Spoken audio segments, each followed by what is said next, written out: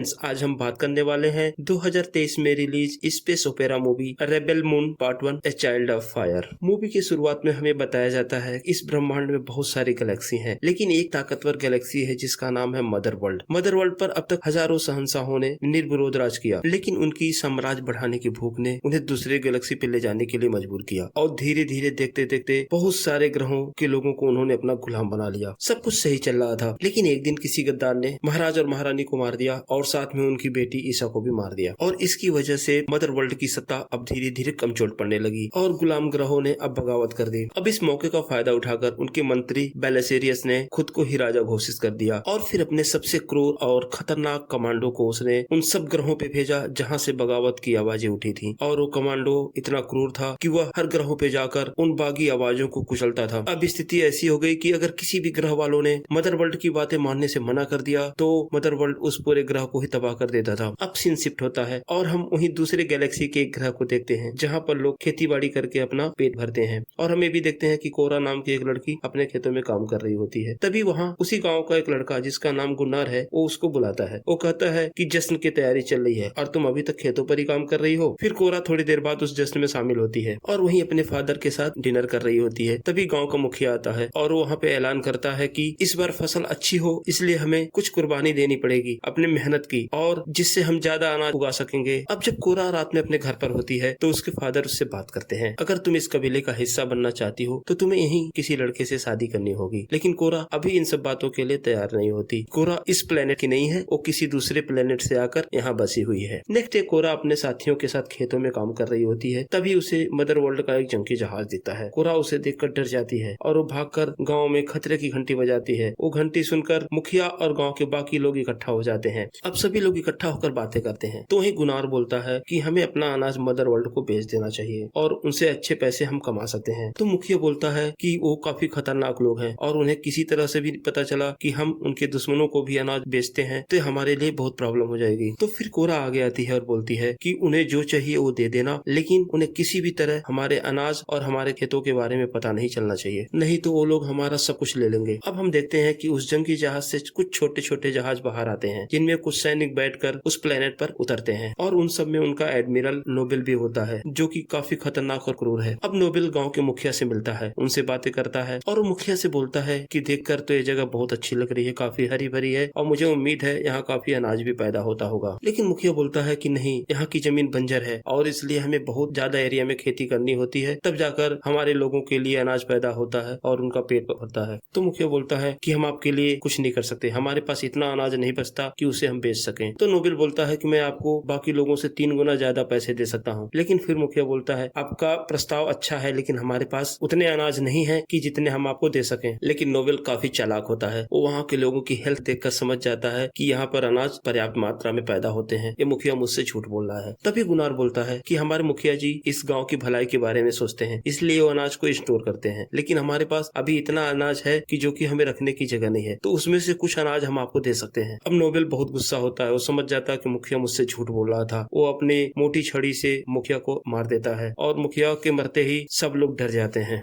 तो नोबेल दहाड़ कर बोलता है कि बताओ कितने दिनों में अनाज तैयार हो जाएगा। तो गुनार डरते हुए बोलता है कि 9 हफ्तों में। फिर वो बोलता है ठीक है, हम 10 हफ्तों में आएंगे, हमारे लिए 10,000 कुशन तैयार रखना। तो गुनार बोलता है कि हम मर मर के मुश्किल से 12,000 कुशन तैयार करते हैं, अगर 10,000 कुशन आपको दे देंगे तो हमारे लोग क्या खाएंगे, वो तो भूखों मर जाएंगे, आप चाहते क्या हो। तो नोबेल बोलता है कि तुम्हारा सब कुछ चाहते हैं, और वहाँ से चला जाता है, लेकिन अपनी एक सैन्य टुकड़ी उस प्लेनेट पे छोड़ देता है ताकि वो लोग इनकी निगरानी कर सकें। अब हम देखते हैं उनके पास एक रोबोट भी होता है जिसका काम लोगों का सामान उठाना, इधर उधर ले जाना और बाकी काम करना होता है। बाकी सैनिक उस रोबोट को काफी परेशान करते हैं। नेक्स्ट सीन में हम देखते हैं रोबोट गांव के बाहर बैठा होता है। वही गांव की एक लड़की जिसका नाम सैम है वो रोबोट के पास आती है और उससे बात करती है। तो रोबोट उसको राज परिवार के बारे में बताता है। बोलता है राजा के पास ईसा नाम की एक राजकुमारी थी जो कि तुम्हारी तरह ही सुंदर थी, और भविष्यवाणी के हिसाब से ईसा पूरे अंतरिक्ष में प्यार और शांति लाने वाली थी। लेकिन ईसा के राज्याभिषेक के दिन ही पूरे शाही परिवार का कत्ल कर दिया गया। वहीं रात में हम कोरा को देखते हैं जो कि अब इस प्लेनेट से जाने की तैयारी कर रही होती है। तभी उसके एडॉप्टिव फादर बोलते हैं कि क्या तुम हम सबको इस मुसीबत में छोड़कर चली जाओगी। जिस पर कोरा बोल वो लोग इस जगह को बर्बाद कर देंगे, इसलिए मैं यहाँ नहीं रहना चाहती। तो उसके एडॉप्टिव फादर बोलते हैं कि तुम मदर वर्ल्ड के बागियों को इकट्ठा करके उनसे जंग लड़ सकती हो। तो कोरा बोलती है अगर मैंने ऐसा किया तो यहाँ के लोगों के दिलों में उम्मीदें बनेंगी और मदर वर्ल्ड के सैनिक इतने खतरनाक है कि वो उन सबको मार देंगे। अब मैं नहीं चाहता मेरी वजह से सारे लोग मारे जाएं। वहीं हम सैम को देखते हैं जो रात के समय पानी भर के ले जा रही थी, तो सैनिक उसके रास्ते में आ जाते हैं और उसको जबरदस्ती उठा ले आते हैं। वो उसका रेप करना चाहते थे, लेकिन तभी वहाँ कोरा आ जाती है। तो उनका बॉस बोलता है कि चलो एक और आ गई, उसको उठाकर मेरे पास लाओ। अब इनमें से एक सैनिक कोरा के पास जाता है। कोरा के हाथ में एक कुल्हाड़ी होती है। कोरा उस सैनिक के सीने पे पंच मारती है और फुर्ती से फिर कुल्हाड़ी उठाती है, उसके पैरों पे मारती है। वो सैनिक गिर जाता है और वही बिजली की जैसी फुर्ती दिखाते हुए कोरा उस कुल्हाड़ी को उस सैनिक के गले पे मारती है, वही मारा जाता है। अब कोरा उस सिपाही का गन ले लेती है। अब वहाँ फाइट शुरू हो जाता है। कोरा किसी को गन से शूट करती है, किसी को अपने चाकू से मारती है और देखते ही देखते कोरा सारे सैनिकों को मार देती है। उसकी ये फाइट देखकर उनका सीनियर डर जाता है और दंग भी रह जाता है। वो समझ नहीं पाता इस छोटे से प्लेनेट की एक लड़की इतनी बड़ी फाइटर कैसे हो सकती है। उसने उसके सारे ट्रेंड सैनिकों को मार दिया। फिर वहीं वो रोबोट आ जाता है, वो गन उठाता है और अपने ही सीनियर को शूट कर देता है। इस तरह सारे सैनिक मारे जाते हैं। तब तक गांव के सारे लोग भी वहाँ इकट्ठा हो जाते हैं। कोरा के एडप्टिव फादर एक गन लेकर आते हैं, कोरा को देते हैं। कोरा बोलती है कि अब हमें मदर वर्ल्ड के सारे बागियों को इकट्ठा करना होगा। अब कोरा गुनार्थ को बुलाती है और पूछती है कि तुमने अपना अनाज बागियों को बेचा था, क्या तुम उनसे हमें मिलवा सकते हो? तो गुनार बोलता हाँ, मैं एक आदमी को जानता हूँ जो उनसे मिलवा सकता है। अब कोरा गुनार को साथ लेकर और उन गाँव वालों से विदा लेकर उस खतरनाक मिशन पर निकल पड़ती है। अब रात हो जाती है तो कुनार और गोरा एक जगह रुकते हैं। तो कुनार कोरा से पूछता है तुम कौन हो और तुम्हें कैसे पता था कि वो सब लोग हम सबको मार देंगे? तो कोरा उसे अपनी कहानी सुनाती है और बोलती है कि मदर वर्ल्ड के सैनिकों ने हमारे प्लानेट पर हमला कर दिया था और उस समय उनका कमांडर बैलेसियस था जो काफी क्रूर था। उन लोगों ने हमारे ग्रह के सारे लोगों को मार दिया, लेकिन तभी तो मैं एक गन से उसको शूट करना चाहती थी। गन लॉक थी इसलिए मैं उसे शूट नहीं कर पाई, लेकिन पता नहीं क्यों उसने मुझे नहीं मारा। वो मुझे अपने साथ ले गया और फिर मुझे ट्रेनिंग देना शुरू किया। वो मुझे अपनी बेटी की तरह मानता था और अपनी बेटी की तरह रखता था। वो हर प्लानेट पे जहाँ लड़ाई के लिए जाता था मुझे साथ ले जाता था और धीरे धीरे 18 साल की उम्र तक पहुँचते पहुँचते मैंने उसके साथ बहुत सारी लड़ाइयों में हिस्सा लिया। हम सब उस राजा के लिए लड़ते थे। हमने बहुत सी लड़ाइयाँ लड़ी और बहुत सी लड़ाइयाँ जीती भी। मैं उस झंडे के लिए लड़ रही थी जिस झंडे ने मेरे पूरे प्लानेट को तबाह कर दिया। फिर एक जंग के दौरान मेरा जहाज क्रैश हो गया तो उन लोगों को लगा कि मैं मारी गई और मैं यहाँ आकर तुम्हारे प्लेनेट पे गिरी, तो मेरे एडेप्टिव फादर ने मुझे बचा लिया और तब से मैं तुम्हारे प्लेनेट पे तुम लोगों के साथ रहने लगी। अब अगले दिन सुबह हो जाती है। वो लोग जनरल टाइटस की तलाश में फिर से निकल जाते हैं। वो एक बार में पहुंचते हैं तो वहाँ हम देखते हैं अलग अलग प्लैनेट्स के लोग वहाँ होते हैं। वही गुनार देखता कि जो आदमी उन्हें बागियों से मिलवाने वाला था, बैलेरियस के लोग उसे पकड़ कर ले जाते हैं। अब कोरा उस बार में जाती है और सबसे पूछती है कि मैं जनरल टाइटस को ढूंढ रही हूँ। तो वहीं पर एक एलियन मकड़ी होती है। वो बताती है जनरल तो पॉलिप प्लैनेट पे रहते हैं। अब उस प्लैनेट पे जाने के लिए इन्हें शिप की जरूरत होती है। तो उन्हें उसी बार में कई नाम का एक आदमी मिलता है जिसके पास एक शिप होती है। वो बोलता है कि मेरे पास एक शिप है और मैं तुम्हें वहाँ ले जा सकता हूँ, लेकिन कोरा उससे बोलती है हमारे पास तुम्हें देने के लिए बहुत ज्यादा पैसे नहीं है। तो काई बोलता है कि तुम्हें जितना ठीक लगे उतना ही दे देना। अब वो लोग उस शिप से निकल जाते हैं। तो रास्ते में कई बोलता है कि मुझे एक आदमी के बारे में पता है जो तुम्हारे काम आ सकता है। तो वो लोग न्यू ओडी नाम के एक प्लैनेट पे उतरते हैं जहाँ उन्हें टेरेक नाम का एक आदमी मिलता है जो कि यहाँ पे एक गुलाम होता है। तो कोरा और गुनार उससे बोलते हैं कि हम मदर वर्ल्ड के खिलाफ लड़ना चाहते हैं और तुम्हारी मदद चाहिए। तो टेरेक कहता है कि मुझे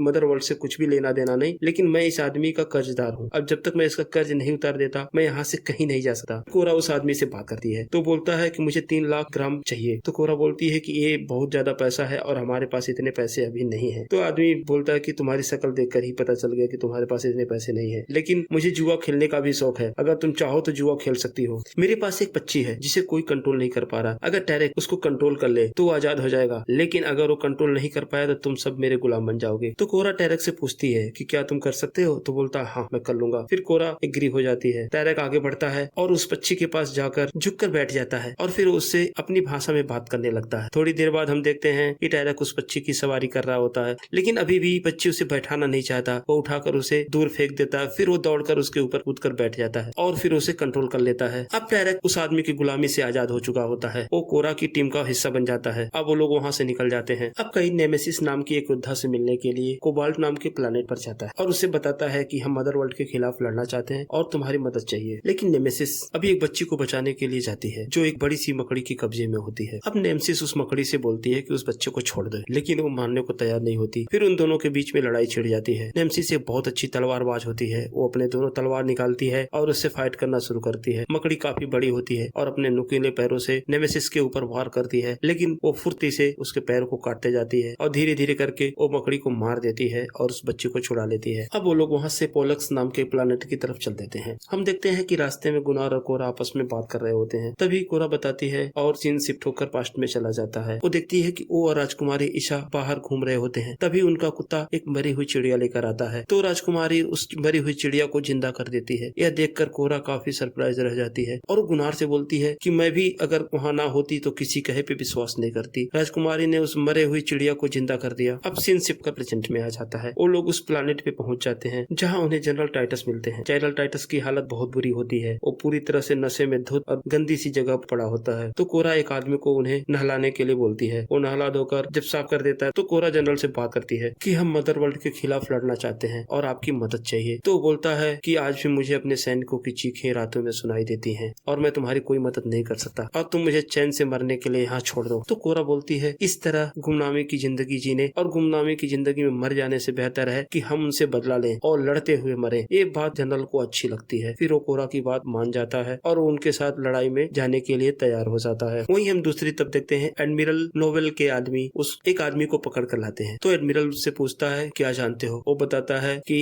राजा लेविटिका ने मदर वर्ल्ड के बागियों की मदद की, उनके जहाजों को रिपेयर कराया। उसके बाद नोवेल उस आदमी को मार देता है और सीन शिफ्ट होता है और हम देखते हैं कोरा और उसकी टीम राजा लेविटिका के प्लेनेट पर पहुंच चुके होते हैं। वो उनसे मिलते हैं। फिर हम देखते हैं कि वहाँ एक बहुत बड़ा वारशिप आता है और उसके साथ छोटे छोटे बहुत सारे वारशिप होते हैं। उनमें से एक आदमी निकलता है जिसका नाम होता है डेरियन और उसकी बहन डेवरा। दोनों बाहर आते हैं। डेरियन कोई और नहीं, ये वही बागी है जिसे गुनार ने अनाज सप्लाई किया था। तो गुनार से बोलता है कि तुम्हारा यहाँ आना हमारे और हमारे सब सिपाहियों के लिए काफी खतरनाक है। अब हमें तुम्हारी फसल की जरूरत नहीं है, हमारा अच्छा चल रहा है। तो मैं ही कहूँगा तुम लोग तुरंत यहाँ से चले जाओ। लेकिन कोरा बोलती है हम यहाँ फसल बेचने नहीं आए हैं। गुनार के गाँव वालों को मदर वर्ल्ड के जंगी जहाज ने घेर रखा है और उन्हें कभी भी खत्म कर सकता है, लेकिन मैंने इनसे वादा किया है कि मैं उनकी रक्षा करूंगी। हमें तुम्हारी मदद चाहिए। पहले तो डेरियन और उसकी बहन डेवरा मना करते हैं, फिर बाद में डेरियन राजी हो जाता है। वो सोचता है कि पहले हम भी ऐसी स्थिति में थे और हमें इनकी मदद करनी चाहिए। फिर अपनी बहन से बोलता है कि तुम इस सेना को देखो, मैं इनकी मदद के लिए जाता हूँ। तो अपने साथ एक सैनिक को लेकर उनकी मदद निकल जाता है और अपने साथ कुछ जंगी जहाज भी ले लेता है। वहीं हम देखते हैं कि कोरा कई से बात कर रही होती है। तो कई बोलता है कि मैं भी तुम्हारे जंग में तुम्हारा साथ देना चाहता हूँ, तुम्हारे जंग का हिस्सा बनना चाहता हूँ, लेकिन एक समस्या है, मुझे एक आखिरी काम निपटाना होगा। इस शिप में जो भी सामान रखा हुआ है मुझे इसे उसके मालिक के पास पहुंचाना है। उसके बाद मैं अपनी पुरानी दुनिया से नाता तोड़कर तुम्हारे साथ इस जंग का हिस्सा बन जाऊंगा। और हम दूसरी तरफ देखते हैं कि नोवेल के लोग राजा लेविटिका को पकड़ लेते हैं और वो कहता है कि तुमने मदर वर्ल्ड के बागियों को पनाह दिया और उनकी ही मदद की, इसलिए नोवेल के राजा लेविटिका को मार दिया जाता है। अब कई कोरा की टीम के साथ गुंडविला डिपो पहुंचता है वो सामान पहुंचाने के लिए, लेकिन कोरा को वहाँ नोवेल का एक सैनिक दिखता है जिसे देखकर उसे शक हो जाता है। लेकिन कोरा इससे पहले कुछ समझ पाती, नोवेल का जंगी जहाज आ जाता है और इनके जहाजों पर हमला कर देता है और थोड़ी देर में इनके जहाजों को मार गिराता है। और वहीं कुछ रोबोटिक मशीन होते हैं जो कोरा और उसकी टीम को पकड़ लेते हैं। अब कई बोलता है कि तुम लोगों के बदले मुझे बहुत सारा पैसा मिलेगा। अब वहाँ नोवेल आ जाता है और कहता है बहुत बढ़िया, मदर वर्ल्ड के इतने गद्दार आज एक ही जगह मिल गए। फिर नोवेल उन सबसे बारी बारी से बात करता है और बोलता है चलो आज सारे गद्दार एक साथ मारे जाएंगे। फिर कई गुनार के हाथों में एक गन देता है और बोलता है कि कोरा को मार दो, लेकिन गुनार कोरा को मारने के बजाय कई को मारकर कोरा को आजाद कर देता है। अब कोरा पास में खड़े हुए एक सैनिक से गन छीन लेती है और वहीं पड़े हुए बारूद के कंटेनर पे वार करती है। तेज विस्फोट होता है, लोग दूर दूर गिरते हैं। इस धमाके से नोवेल और उसके सैनिक भी दूर गिरते हैं और मौके का फायदा उठाकर वो अपने सारे साथियों को आजाद करा लेते हैं। अब जबरदस्त फाइट शुरू हो जाती है। डेरियन अपने जहाजों को इशारा करता है कि वो हमला करें, लेकिन इसके पहले कि उसके जहाज हमला करते हैं मदर वर्ल्ड का जंगी जहाज अपने तोप से उन जहाजों को उड़ा देता है। यह देखकर डेरियन समझ जाता है कि जब तक ये जंगी जहाज यहाँ पर होगा हमें इनसे जीतना बहुत मुश्किल होगा। अब डेरियन सैनिकों को मारता हुआ आगे बढ़ता है और कूदकर जहाज के पायलट पर हमला करने वाला होता है, लेकिन तभी वो पायलट उसको शूट कर देता है। डेरियन संभल पाता, वो पायलट से दोबारा शूट कर देता है, लेकिन मरने से पहले डेरियन अपने हाथ में रखे हुए भाले से उस कैप्टन को मार देता है। अब शिप नीचे गिरने लगता है, लेकिन कोरा बहादुरी से नोबेल के सैनिकों को मारते हुए आगे बढ़ती है, क्योंकि कोरा ने अपनी जिंदगी में बहुत सारी जंगें लड़ी थी जिसका उसे काफी एक्सपीरियंस था, इसलिए वो आसानी से सबको मारते हुए नोबेल की तरफ बढ़ रही थी। अब नोबेल अपनी छड़ी से उस पर हमला करता है, लेकिन वो फुर्ती से अपने आप को बचा लेती है। अब कोरा नोबेल के मुंह पे एक जोरदार पंच मारती है। अब नोबेल उठता है और कोरा पे वार करता है। कोरा उसके वार से बच जाती है, फिर वो मारती है, लेकिन तभी नोबेल उसको मारता है और कोरा गिरकर प्लेटफॉर्म से नीचे चले जाती है और वहीं एक रस्सी को पकड़कर लटक जाती है। नोबेल वहां पहुंचता है और रस्सी को भी तोड़ देता है। कोरा अब शिप का किनारा पकड़कर लटकी होती है। कोरा उसी रस्सी से ऊपर हमला करती है जो जाके नोबेल के मुंह पे लगता है। नोबेल गिर जाता है। अब कोरा को मौका मिलता है, प्लेटफॉर्म पे दोबारा चढ़ जाती है। अब दोनों में दोबारा फाइट शुरू हो जाती है। अब कोरा घूमकर एक पंच नोबेल के पैरों पर मारती है और नोबेल के मुंह से चीख निकल पड़ती है। नोबेल अपनी छड़ी से कोरा पे वार वार करता है, लेकिन कोरा उसकी छड़ी को तोड़ देती है। अब कोरा नोबेल का दाहिना हाथ पकड़कर उसे तोड़ देती है। अभी वो चीख ही रहा होता है, तभी उसके छड़ी के टुकड़े को उठाती है और नोबेल के दाहिने पैर के जांघ पर घुसेड़ देती है। अब नोबेल पूरी तरह घायल होता है। तभी कोरा उसका दूसरा हाथ पकड़ती है, उसे भी तोड़ देती है। अब यहाँ नोबेल बिल्कुल लाचार होता है, उसके दोनों हाथ टूट चुके होते हैं, एक पैर जख्मी होता है। कोरा उसके छड़ी का बड़ा वाला हिस्सा उठाती है और घूमकर उसके मुंह पर मारती है और हम देखते हैं नोबेल के मुंह के सारे दांत टूटकर बिखर जाते हैं। नोबेल दर्द से चिल्लाता है, लेकिन कोरा रुकती नहीं। कोरा उस छड़ी के हिस्से को नोबेल के पेट में मारती है और फिर नोबेल उस प्लेटफॉर्म से गिर जाता है और ये जंग यहीं पर रुक जाती है। अब हम देखते हैं कि सब के सब बहुत खुश होते हैं और टाइटस कहता है कि पहली बार किसी ने मदर वर्ल्ड के खिलाफ लड़ाई शुरू की और जीत भी हासिल की। अब कोरा उन सबको लेकर अपने उस प्लानेट पे जाती है जहाँ वो रहती है। तो सब लोग वहाँ पहुंचकर काफी खुश होते हैं, क्योंकि उस प्लानेट पे हरियाली होती है और वहाँ के लोगों से मिलकर खुश होते हैं। अब सीन शिफ्ट होता है, हम देखते हैं कि एक बड़ा शिप आता है जो नोबेल को बॉडी को लेकर जाता है और हम देखते हैं कि नोबेल एक हाइब्रिड रोबोट होता है। उसके बॉडी में बहुत सारे प्लग लगा दिए जाते हैं और उसे एक पानी में डाल दिया जाता है। फिर उन प्लग से उसकी बॉडी चार्ज होने लगती है और थोड़ी देर बाद नोबेल फिर दोबारा जिंदा हो जाता है। अब नोबेल अपने महाराजा वैलेरियस से मिलने जाता है तो उनको बताता है कि उसने उनकी बेटी को ढूंढ लिया, यानी कि कोरा। तो वैलेरियस बोलता है, मुझे इस खबर से कोई खुशी नहीं हुई, मुझे खुशी तब होगी जब तुम उन सब बागियों को मारकर मेरी बेटी को जिंदा मेरे पास लाओगे। मैं अपने हाथों से संसद के बीच में उसे सजा दूंगा, तब जाके मुझे खुशी मिलेगी। और वो ये भी बोलता कि अगर तुम ऐसा करने में सफल नहीं हुए तो मैं तुझे ऐसी मौत दूंगा कि जो लोगों के लिए सबक होगी। तुम्हारी चीख से संसद की दीवारें टूट जाएंगी। और फ्रेंड्स, इस मूवी के पार्ट 2 का ट्रेलर दिखाते हुए ये मूवी यहीं पर समाप्त हो जाती है। आपको ये मूवी कैसी लगी हमें कमेंट बॉक्स में जरूर बताएं। और अगर आप मेरे चैनल पर नए हैं और या आप मेरे वीडियोस को देखते हैं और आप इसको पसंद करते हैं तो प्लीज मेरे चैनल को सब्सक्राइब करें। धन्यवाद।